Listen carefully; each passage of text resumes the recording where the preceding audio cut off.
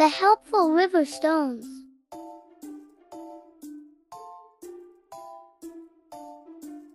Once upon a time, in a land where a gentle river flowed through a forest, there lived a group of shiny river stones. They sparkled under the sun, happy in their peaceful river home. One day, the sun seemed to shine hotter than ever, and the rain forgot to visit the forest. The river started to shrink, and the woodland creatures became worried.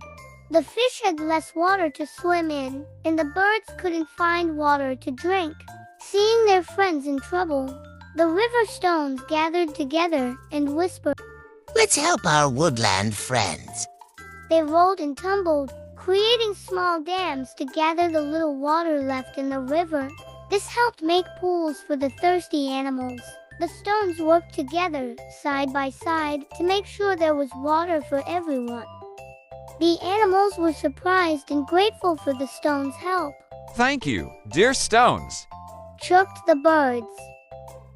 And as the rain finally came back to the forest, the river stones continued to "You've saved us from thirst," said the fish happily. Even when the river dried up completely, the animals had enough water to survive because of the helpful river stones.